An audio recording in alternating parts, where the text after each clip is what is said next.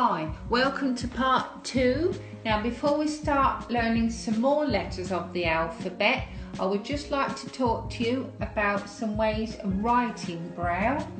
Now you can get Braille writing frames, you can get small ones that are like this. You open them like a book, put your paper inside, then you close it. You've got about 18 cells across and 4 lines going down. You can put those in your bag or your pocket, and they're ideal for starting to learn the alphabet. Or you can go to like an A4 size. Now this board of mine is a bit old-fashioned. I don't think they sell these anymore, but one day they might bring them back.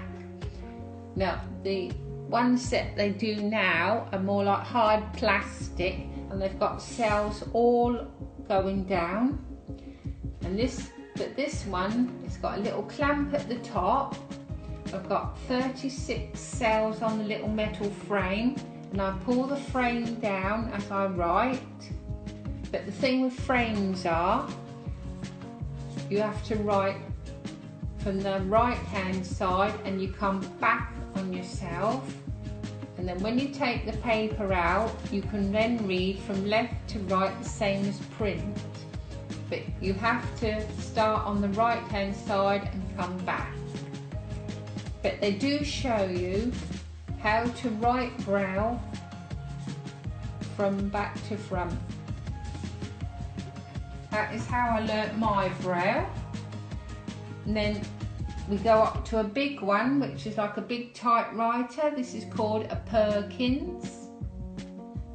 Now we've actually got 9 keys at the front, but we're going to talk about the 7 keys. The one in the middle is the space bar. That is shaped like an inverted letter T.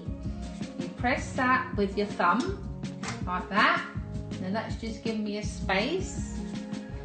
Now to the left of that I've got 3 keys. Now the first finger goes on the first key next to the space bar, then the second finger, then the third finger. And we call those number 1, number 2 and number 3. Now the keys on the right hand side of the space bar, that's your first finger, your second finger and your third finger, and we call those number 4, number 5 and number 6. Now if I wanted to make the letter A, I would press the first key on the left right next to the space bar. I would press the number 1, that's give me a letter A. Now if I wanted a letter B, I would press number 1 and number 2, press those down together. That would give me B. If I wanted the letter C, I would press number 1 and number 4, and I press those together. That would give me a C. But don't press them too quickly because you don't want your pins to get stuck.